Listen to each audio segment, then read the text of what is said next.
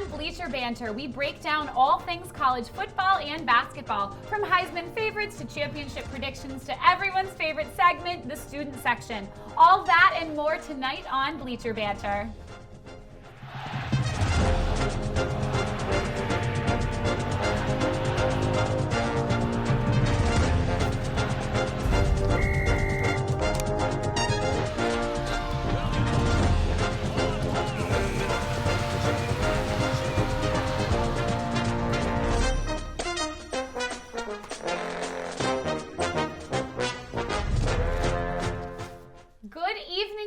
And welcome to Bleacher Banter. As usual, I'm your host, Morgan Miller, joined by my lovely co-host, Joe Frias. This week, we're going to start off with some conversations about the prestigious Heisman Award, and then head to the FBS to debate the upcoming playoffs. First, we're happy to welcome on Tommy Korobanis to shed some light on the 2021 Heisman watch list. Tommy, welcome to the show, man. Thanks for having me. So, the Heisman Award ceremony is coming up, and we're down to our 4 finalists. What's your input on this? What do you feel about these 4 kids? I mean, they're all great candidates. C.J. Stroud, great season at Ohio State. Aiden Hutchinson's an absolute beast on the defensive line for Michigan. Shout out my boy Kenny Pickett. I played a bowl game in high school with him. I was his left tackle. But I think this award definitely belongs to Alabama quarterback Bryce Young.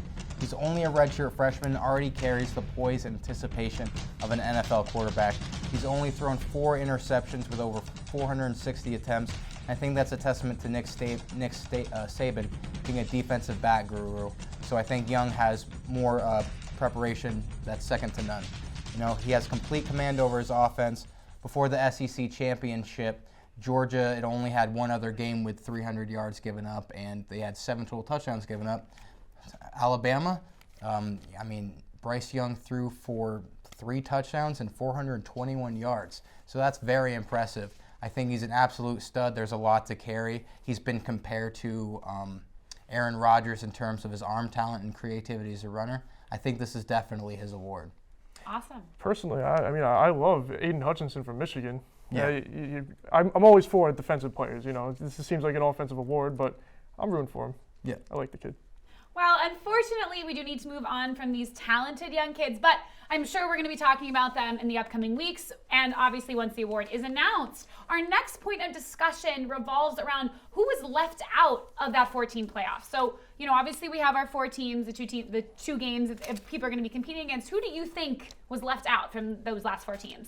For my opinion, I think Baylor was left out. I mean, the Bears had a great season. I think we're definitely proved themselves as contenders. They did have 2 losses, which is obviously a killer for playoff contention, but they were stout. They were ranked below Notre Dame and Ohio State, and I don't believe that they deserve that.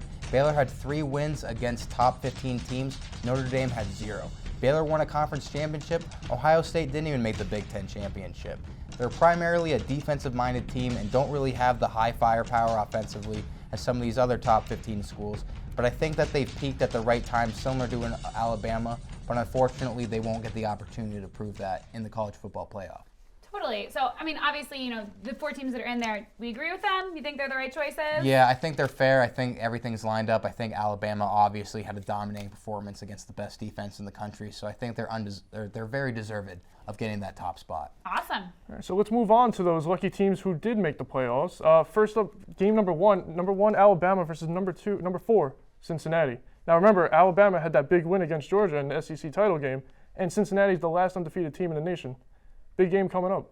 Definitely a big game, and right now when you check the betting lines, Bama is a 2-touchdown favorite, and I think deservedly so. They've been the premier college football program for most of our lifetimes.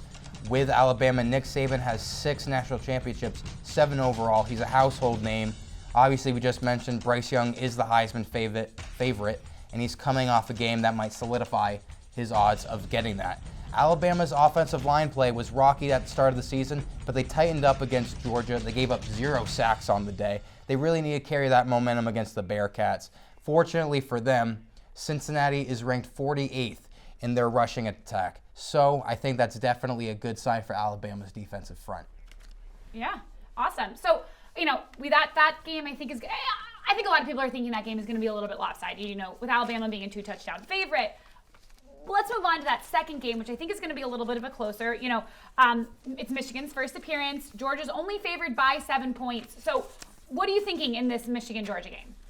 Well, I think Michigan obviously is feeling really great about it. This is their first conference championship since 2004. Obviously, Aiden Hutchinson is looking like a stud. He's been compared to the Bosa brothers. Ironically, did play for their rival Ohio State years ago. They're doing very great. They led the Big Ten in rushing yards this year. Credit to their offensive line. They played very strong against Ohio State this year. So I think they got a lot to go for.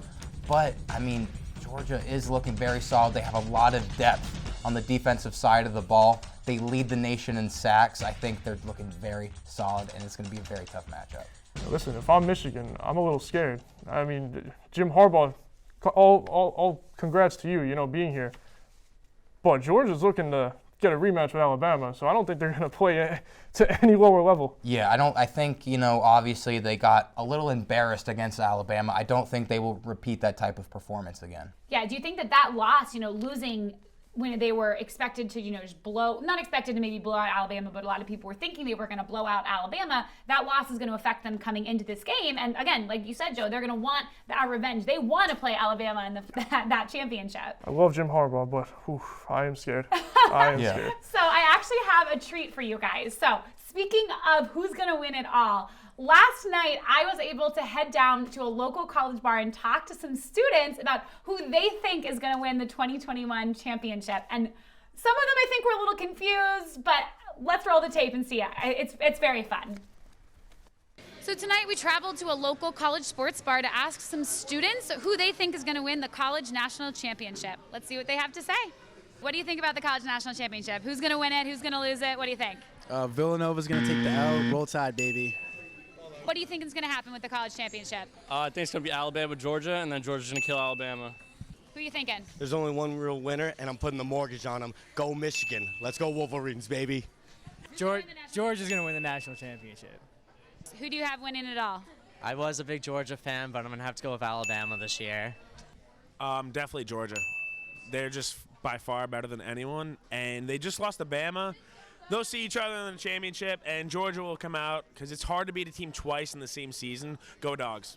So fun, right? I mean, first of all, Villanova, I don't, wrong sport, wrong conferences. I mean, I'm not really sure. You got it right in the end, just, a little off. All I'm saying is I hope you guys are on the market because someone's about to lose a house. Yeah. That poor kid. Yeah, That poor kid. What is interesting, though, is that not a single person had Cincinnati winning. Underdogs, like I said, they're the last undefeated team in the nation. I wouldn't overlook them.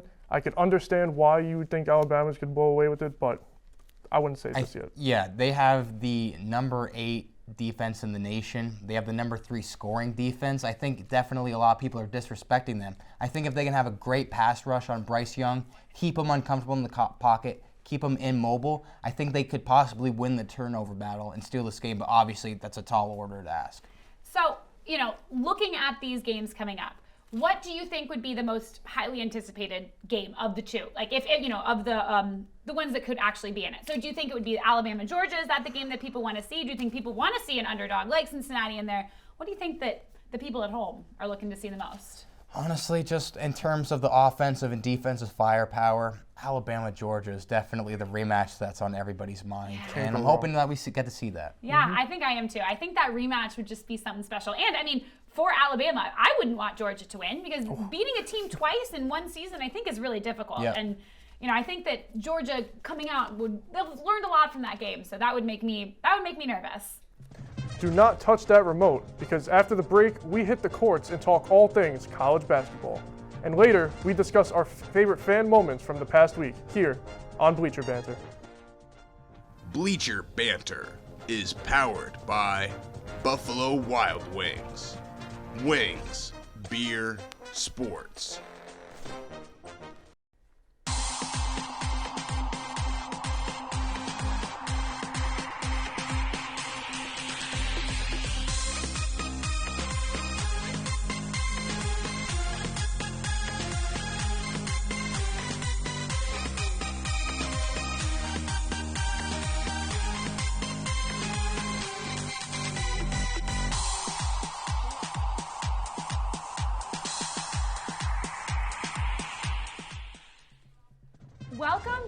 to Bleacher Banter. We are moving from the fields to the courts for some early season men's college basketball. We welcome Grant Ceresi, our basketball aficionado, to help us break down the beginning of the season. But first, we're going to start by talking about Coach K's farewell tour.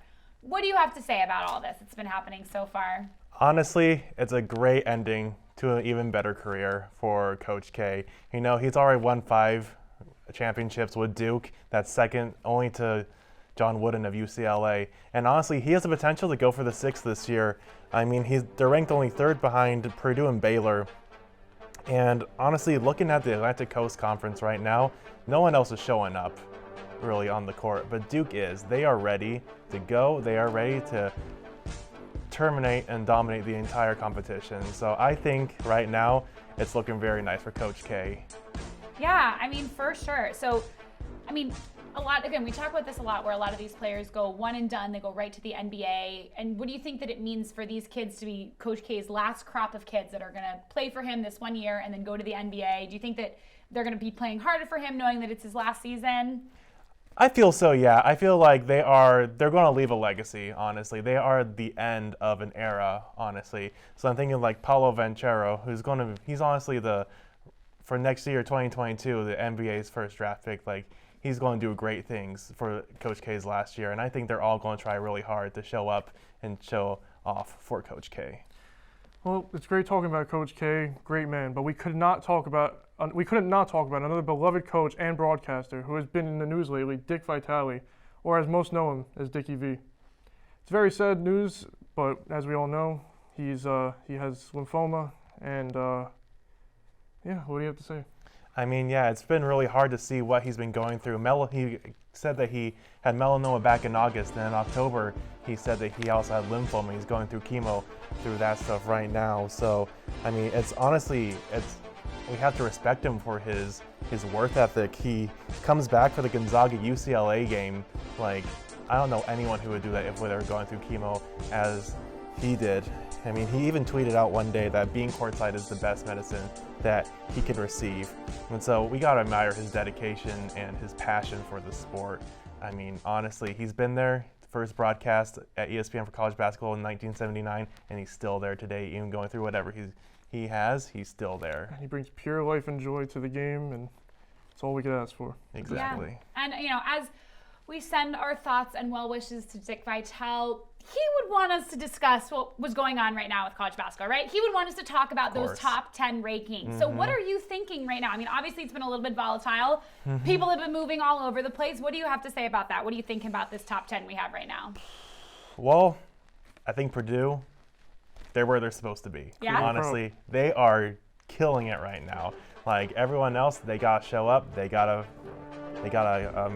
face off them. But Purdue has already beat Villanova and North Carolina, 2 really great teams. I mean, if they pick it up, Gonzaga might be a little bit of a competition for them, but honestly, I'm really happy where all the standings are right now. Purdue is right there at number 1. They're probably going to stay there for a long, long time. I mean, Duke has big wins over Gonzaga and Kentucky. You never know if they can reclaim that top spot. That is true. I mean, I wouldn't be surprised if Duke was there, but honestly, both those teams, who knows? They've had great records. Yeah, I mean, we also have Seton Hall and Michigan State. They're also both looking to climb their way back into that top 10. Mm-hmm. So I think there's a lot of really good teams out there that are, trying to claw their way back in. Definitely. Again, it is just the beginning. Can't forget of the season. Iowa. They're undefeated. It's true. You can't forget Iowa. Now that we've discussed the top 10 rankings, we have our top 10 dunks of the week. This is my favorite part. Oh man. My God. It doesn't get better than this. It doesn't get better. Look at Posterized, man. Come on. Look at the sideline. Yes, that bench just jumps up like that. Love a little help from your friends. Teamwork. There we go. Yes, they're going crazy. Oh my goodness. Watch this one. Boom. Oh, that's a good one. This is the best one though, I think. Windmill, baby. Oh, that windmill at the end. I mean, you gotta love it, but I'm a little upset because I was promised that I was going to be on this reel. I'm so sorry. I meant to tell you your dunk had to get cut. That was a legal Hasbro rim. I don't understand. It was a little short, But I give you credit. It was great. I'm so sorry. I meant to tell you we had to take that out. We could all use some practice. Of you course. know. I mean, but not to take away credit from them, but dunks were great. They are great. So after this break, we break down the beginning of the women's basketball season. And you don't want to miss this week's picks for the student section here on Bleacher Banter.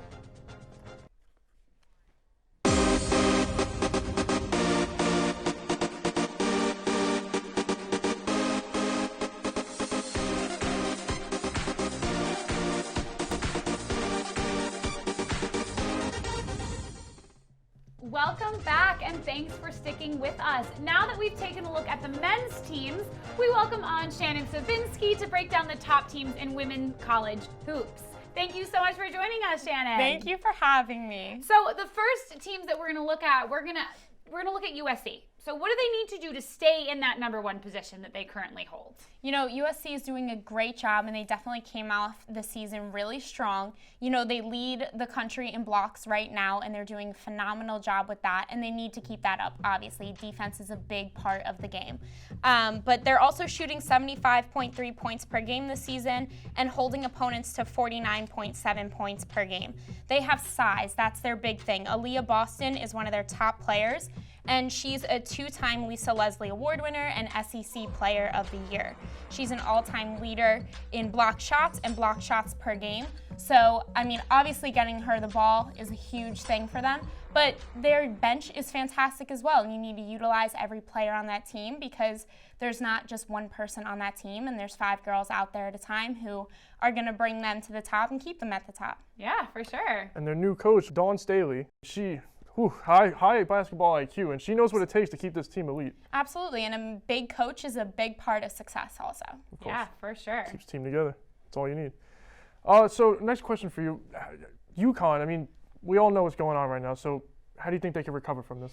You know, Paige Becker's going down with a knee injury against Notre Dame obviously is a huge loss. Everyone saw the big numbers she put up last season only as a freshman. So to have her off this season, or for who knows how long, honestly, is going to hurt them. And it's going to hurt them more in a sense of morale, I think. But they also have a lot of seniors who are fantastic. And I think Paige kind of outshined them maybe a little bit. So this is their time to really step up. And this might be their last season. So they really need to make it known for themselves. But they also have 2 other girls out with injuries. So they're really being plagued by injuries this year.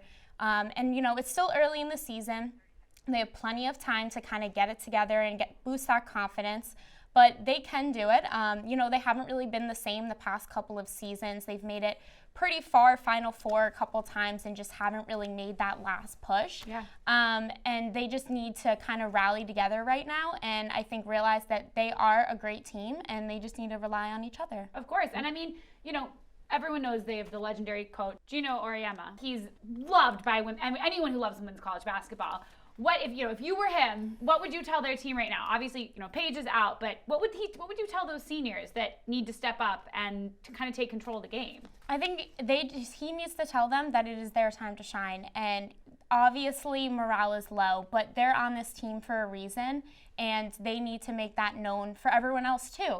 And they just have to have that confidence in themselves that maybe Gino had in them when he was recruiting them. Awesome. So the last thing we're gonna talk about is, you know, there's other teams to look at, specifically NC State. So what are your thoughts on NC State in this early part of this women's basketball season? Obviously, NC State came out hot. They are ranked 2nd in the AP poll right now, and I think that might have been shocking to some people. But they absolutely, I think, deserve it. They have great top players in Diamond Johnson and Alyssa Cunane, and they're both putting up great amount of shots and rebounds per game.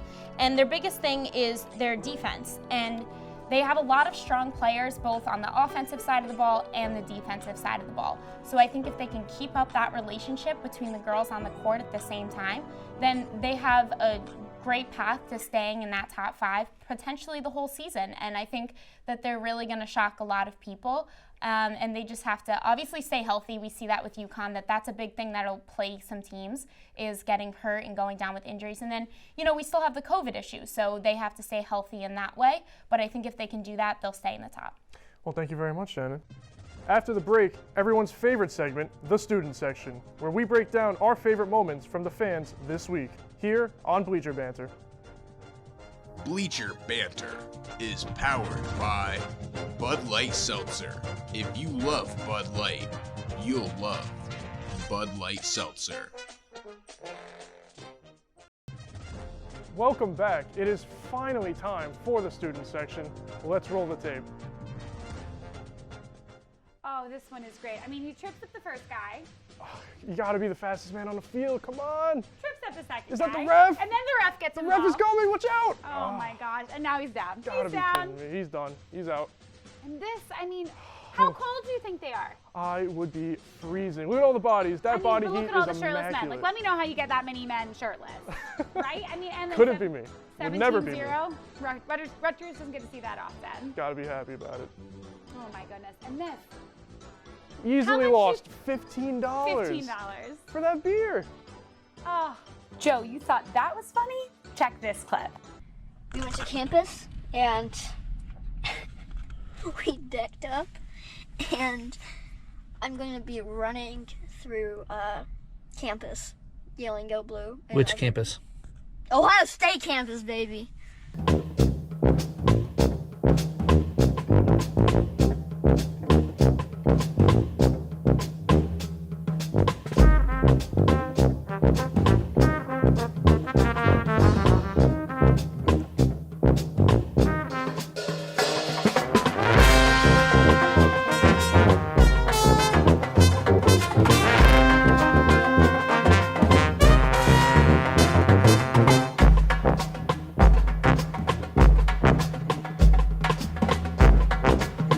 Go Blue! Go Blue! Go Blue! Go Blue! Well, thank you everyone for joining us here tonight. From myself and Joe and everyone else involved in Bleacher Banter, thank you and have a good night.